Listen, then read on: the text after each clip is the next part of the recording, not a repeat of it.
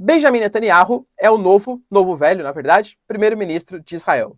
Na verdade, se elegeu, legal, tá, tudo bem. Só que eu diria para vocês que o Ben-Gvir, ele é o grande vitorioso dessas eleições, o que pode ser bastante preocupante para os palestinos e os árabes do entorno de Israel.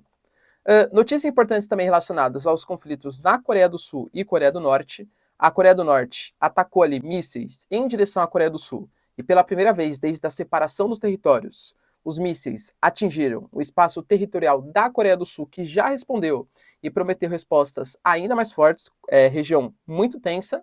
E também o Peskov, que é o cara da comunicação da Rússia, não garante que o Putin vá concorrer às eleições em 2024.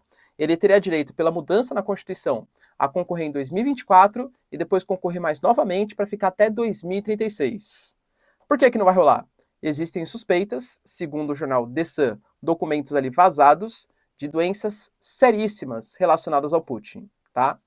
E também o Medvedev, que é um cara super importante da política russa, inclusive já foi presidente e é um grande aliado do Putin, garante que existe sim uma chance para paz mundial.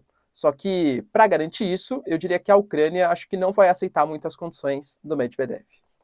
Se vocês querem entender um pouco mais sobre esses assuntos, e muito mais também sobre geografia, geopolítica, atualidades, política, polêmicas, enfim, tudo para você se manter sempre bem atualizado, já se inscreve no canal, deixa seu like, compartilha esse vídeo, que eu, professor Ricardo, conto muito com a sua ajuda. Belezinha? Pessoal, para quem não segue ainda, hein? @prof_Ricardo Marcílio, super importante que você me siga, para a gente trocar ali uma ideia, bater uns papos e tal, e claro, para você apoiar o meu trabalho. Se você quiser também se sentir confortável, seja membro aqui do canal, que isso me ajuda, pessoal, a me dedicar mais exclusivamente aqui, melhorar a qualidade dos vídeos, claro, e continuar produzindo conteúdos diários aqui para vocês. Se não, o seu like, engajamento, compartilhamento, falar pra tia, vizinho e tal, já tá sensacional também. Tamo junto? Então, ó, bora lá pro vídeo. Seguinte, Israel passou pela quinta eleição em questão aí de 3, 4 anos, né, dos últimos 3, 4 anos. E essa eleição, ela estava sendo disputada entre o Lapid, que é um cara mais de centro, tá? E o Benjamin Netanyahu, que é um cara mais de direita.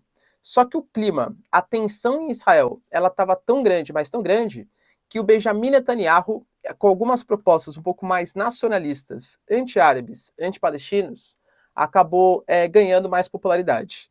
Lembrando que o Benjamin Netanyahu, ele é um político sim de carreira, já foi primeiro-ministro durante mais de uma década em Israel, mas ele teve um abalo da sua popularidade muito por conta de escândalos de corrupção que ele estava envolvido, né?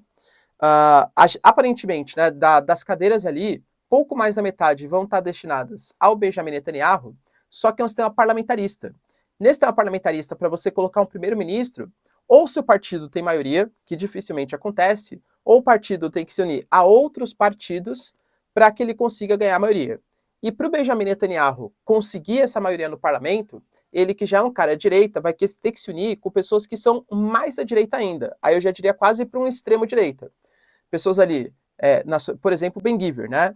Para vocês terem uma noção, esse cara, quando ele era adolescente, a gente teve um acordo chamado Acordo de Oslo, que foi assinado entre, eu lembro, né, já era vivo à época, mas era bem criancinha, tá? O acordo firmado entre Yasser Arafat e o Rabin, primeiro-ministro de Israel, e Yasser Arafat, o grande líder da OLP, a Organização para a Libertação da Palestina. Nesse acordo, tinha a promessa, que acabou não acontecendo muito, da devolução da Cisjordânia e da faixa de Gaza para os palestinos, enquanto os palestinos reconheceriam a integridade e reconheceriam que Israel deve existir, deve ser um Estado, né? Por ter feito esse acordo, alguns radicais israelenses falaram, poxa, mas como assim? Vocês estão reconhecendo a existência dos palestinos, de um povo aí considerado terrorista, né? Enfim.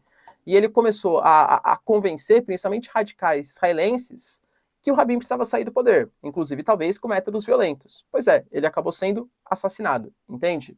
Óbvio que talvez a culpa não seja dele, mas ele incentivou através de palavras, manifestações, esse tipo de atitude. O Ben-Gvir, por exemplo, que foi um dos caras, liderança, né, dos partidos, que conseguiu 14 cadeiras no parlamento de Israel, ele fala em deportação, por exemplo, de palestinos, ele fala de palestinos que não sejam leais ao Estado de Israel, sejam condenados à prisão. Agora, o que é ser leal ou não? Precisa ver, né, exatamente o que vai ser isso. Por mais que Israel domine toda a região da Palestina, né, principalmente Cisjordânia e Israel, alguns pontos, eles são mais ocupados e têm mais símbolos religiosos dos muçulmanos do que dos israelenses. Ele promete, por exemplo, reconquistar essas áreas e talvez até expulsar os palestinos da região. Por que isso aconteceu? Porque nos últimos anos a gente teve conflito Hamas e Israel, conflito a Jihad Islâmica, por exemplo, esse ano, e Israel, o Hezbollah, que está no norte, por exemplo, de Israel, no Líbano, né? E também atacou algumas posições de Israel. A Síria tem disputa com as colinas do Golã. Então a população israelense ela está se sentindo amedrontada e talvez via no Lapid, que era um cara que tinha apoio dos 20% de palestinos que vivem hoje no Estado de Israel, como um cara fraco para lidar com essas questões. E precisava do Benjamin Netanyahu e dessa direita mais nacionalista, anti-árabe, anti-palestinos, para comandar o país. É óbvio que as animosidades elas vão aumentar e, claro, o risco de um conflito tende a ficar ainda maior entre Israel e os outros povos árabes que ali vivem, principalmente, claro, os palestinos.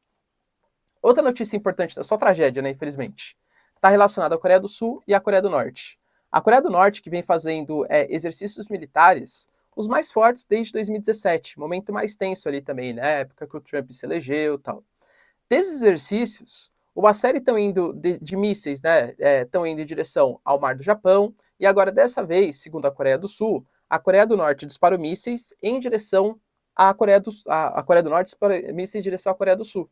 Não pegou no território continental da Coreia do Sul, mas pegou no território marítimo da Coreia do Sul, na zona econômica exclusiva, as 200 milhas náuticas ali, e existe toda uma delimitação entre Coreia do Sul e Coreia do Norte de uma área que pertence aos sul-coreanos e aos norte-coreanos. É a primeira vez, desde a separação das Coreias, que há um míssil que chega em outro estado. A Coreia do Sul, pessoal, também respondeu, disparou mísseis em direção à Coreia do Norte, que obviamente... por que a Coreia do Norte disparou esses mísseis? Foi um pedido para que a Coreia do Sul e os Estados Unidos cessem e não realizem mais exercícios militares na sua área de fronteira. Não adiantou, é óbvio que a Coreia do Norte, a Coreia do Sul, aliás, vai pedir mais ajuda. A Coreia do Sul, ela depende muito militarmente dos Estados Unidos, isso desde a separação das Coreias, né, desde o fim da... Não teve fim porque não teve, de fato, uma assinatura de um tratado, né, mas desde o cessar-fogo lá em 53, bases americanas estão na Coreia do Sul, e a Coreia do Sul é fraca militarmente, ela depende muito dos Estados Unidos para a garantia da sua soberania. E a Coreia do Norte, por mais que tenha perdido um recente apoio aí, mas ainda tem na China o seu grande parceiro militar. Ou seja, é mais uma proxy war entre China e Estados Unidos. Agora, pela questão das duas Coreias. Pode ser mais um ponto de tensão geopolítico mundial, tá? Peskov fez uma fala polêmica ali, falando que o Putin ainda não decidiu se ele vai disputar as eleições em 2024, tá? O Putin, ele está desde 99 no poder na Rússia. Ele teve um período ali de 2008 até 2012 que ele não podia se reeleger. Ele virou primeiro-ministro e o Medvedev assumiu como presidente, mas é um grande aliado, é como se ele tivesse continuado no poder. E depois de uma mudança constitucional, ele poderia ficar até 2036, né? Ou seja, de 99 até 36. Nossa, pessoal, mas por que ele não decidiu? Peskov não deu maiores detalhes. Porém, o jornal The Sun, tá? A publicação The Sun garantiu, pessoal, que na verdade o que está acontecendo é que documentos vazados garantem que o Putin ele está com câncer. Câncer no pâncreas e também câncer de... esqueci o nome, galera. De próstata, tá? Esse câncer de próstata, ou câncer de pâncreas, ele vem fazendo com que o Putin sofra bastante, inclusive também com o estágio inicial de Alzheimer, tá?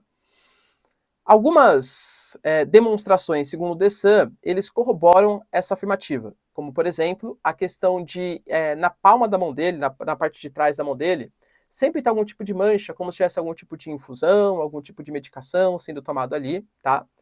O inchaço no seu rosto também, cada vez maior. Segundo a publicação, ele emagreceu 18 quilos nos últimos meses, tá? E também, toda vez que ele já faltou em alguns compromissos importantes, e toda vez que ele vai dar uma declaração, que ele fica muito tempo parado, ele começa meio que se contorcer, ele começa a ficar segurando na mesa, como se estivesse doendo muito alguma parte do seu corpo e tal. Se isso é verdade ou não, há rumores, desde o início das guerras, né, desde o início dos conflitos, que ele tem essa doença. Segundo a Rússia, isso não existe, tá? Não existe. E segundo a Rússia, o mundo ocidental está colocando isso para meio que tentar justificar uma loucura do Putin, sabe? Por isso que ele tá fazendo tudo isso, porque ele é maluco, ele já vai morrer mesmo, né? Então ele vai atirar contra todo mundo, o cara é malucão, a gente tem que dar um jeito de derrubar ele, porque ele é inconsequente, já que vai ter fim da vida para ele, ele quer fim da vida para todo mundo, né? Então seria uma narrativa aí do mundo ocidental para tentar colocar o Putin como um cara irresponsável, já que ele não dá mais valor à sua vida. Será? Do outro lado, a gente sabe que a Rússia, ela sempre fez questão de garantir que o Putin era um homem firme, forte, viril, foto sem camisa, pescando, sem fazendo atividade física, e talvez nesse período que precisa dessa força, né, geopolítica, o Putin está com menos de 18 quilos, está passando por um momento de esquecimento de algumas coisinhas, isso pode pegar um pouco mal até para a imagem do Putin. Quem com certeza ficou feliz com essa possibilidade de não concorrer é o Zelensky, claro, né? O Zelensky, lembrando que ele assinou um documento garantindo que com o Putin ele não negocia. Para começar uma possibilidade de negociação pela paz, tem que trocar de presidente. Né? Se vai acontecer ou não, também não sabemos. Uma liderança super importante da Rússia, que é o Medvedev, como eu falei para vocês, já foi inclusive presidente, é um grande aliado do Putin, garantiu que o mundo está indo por um caminho extremamente perigoso, inclusive os Estados Unidos. Segundo ali fontes locais, serviço de inteligência, teve até uma reunião entre militares que o Putin não participou, que eles estavam discutindo a possibilidade, sim, do uso de armas nucleares na Ucrânia. A Rússia garante, pessoal, que não tem a mínima vontade e que vai fazer de tudo para que isso não aconteça. Se é verdade ou não também, a gente tem que deixar para o tempo falar para a gente. Mas o Medvedev garantiu que existe sim a possibilidade de paz e que o mundo está caminhando para uma catástrofe mundial. Só que qual que é a condicionante para que essa paz mundial aconteça? Que acabe a guerra na Ucrânia, com a Ucrânia e o mundo ocidental reconhecendo todas as áreas anexadas pela Rússia. Zaporísia, Lugansk, Donetsk e a região de Kherson. Tá? E a Crimeia também, claro, desde 2014. Já disse, pessoal, a ONU não reconheceu, a Ucrânia com certeza não vai reconhecer, então, assim, a não ser que tenha uma reviravolta muito grande no G20, em Bali, que vai acontecer dia 15 e 16, com a presença de Putin, Biden e Zelensky, não vejo essa proposta aqui no Medvedev como plausível de ser feita, pelo menos em curto prazo.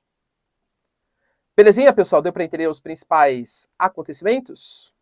Se vocês curtiram, então, já deixa seu like, se inscreve no canal. Tamo junto, beijos, abraços e tchau, tchau.